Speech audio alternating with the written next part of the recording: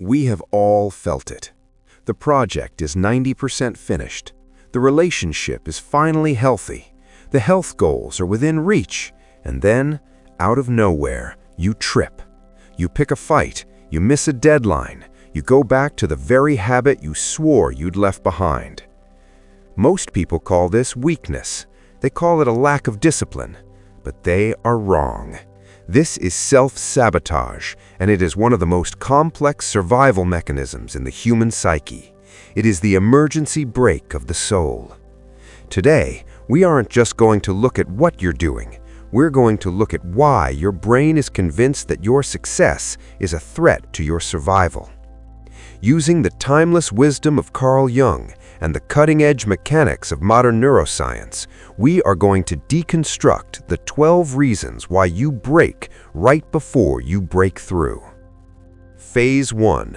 The biological counterattack. Number 1. The extinction burst, the brain's temper tantrum. When you decide to change, your brain doesn't just applaud, it panics. An extinction burst is a biological last stand.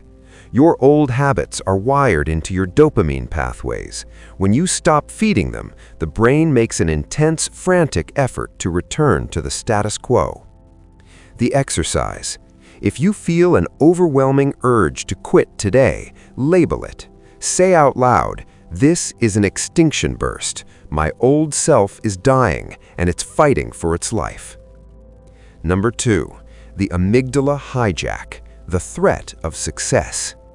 Your amygdala, the brain's alarm system, doesn't care about your happiness. It cares about your predictability.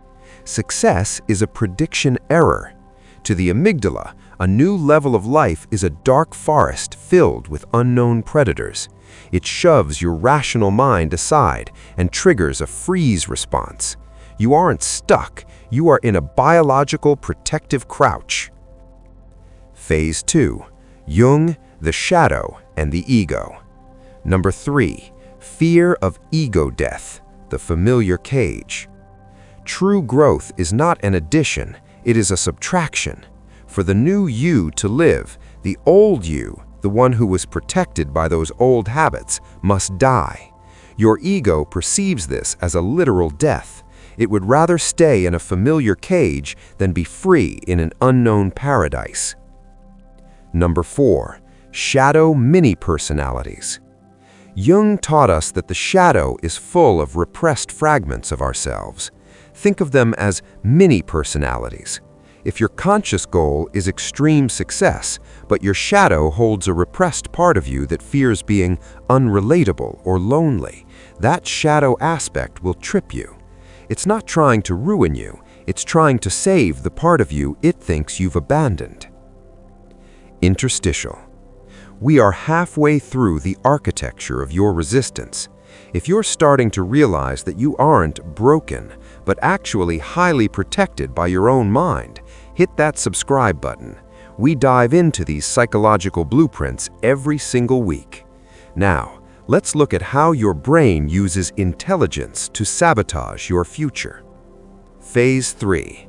The brain as a prediction machine and the ego shield. Number 5. The brain as a prediction machine. Your brain constructs a baseline of worth. If you suddenly start earning more or feeling better than that baseline, your brain sees a glitch. It will sabotage your efforts to return you to a predictable state. Peace feels like danger to a mind addicted to chaos. Number 6. Behavioral self-handicapping. This is a sophisticated ego defense. By procrastinating or staying up late, you create a built-in excuse. If you fail, you can blame the obstacle. If you succeed, you can tell yourself you're a genius for winning against the odds. It is the ultimate way to avoid a true test of your ability. Number 7. Repetition compulsion, the mastery loop. The psyche often recreates old wounds like abandonment or failure, not because it likes pain, but because it is trying to win the war it lost as a child. We sabotage the new breakthrough to return to the old battlefield, hoping that this time we can control the outcome. Phase 4. Survival, responsibility, and the void. Number 8. The stress of responsibility. Growth is heavy. New levels require new decisions and higher stakes. The brain often views the stress of responsibility as a predator. We sabotage the breakthrough because we are subconsciously terrified of the person we have to become to maintain it. Number 9. Internalized survival strategies. Most of your self-sabotage was once a survival strategy. If being small kept you safe from an angry parent, your brain will sabotage your bigness today. You're fighting a war that ended years ago, using weapons that are now hurting you. Number 10. Protection against ego inflation. Sometimes the shadow sabotages us to keep us humble. If the persona, the face we show the world, becomes too perfect, the shadow trips us up to remind us of our humanity. It is a forced return to wholeness. Phase 5. Enantiodromia and the final breakthrough. Number 11. Enantiodromia, the turn of the tide. Jung's principle of enantiodromia, anything taken to an extreme turns into its opposite. If you repress your needs too hard to achieve a goal, that repressed energy will eventually emerge as a saboteur to restore the balance. Number 12. Psychological equilibrium. Your mind is a self-regulating system. If you move too fast, the system pulls back. To stop the sabotage, you must move at the speed of integration, not just the speed of achievement. The wall you are facing is not a sign that you are on the wrong path. It is the sign that the person you used to be is officially finished. Do not meet your sabotage with shame. Meet it with a thank you. It was trying to keep you safe, but you don't need that kind of safety anymore. Which of these 12 anchors is currently holding your ship in the harbor? Name it in the comments below.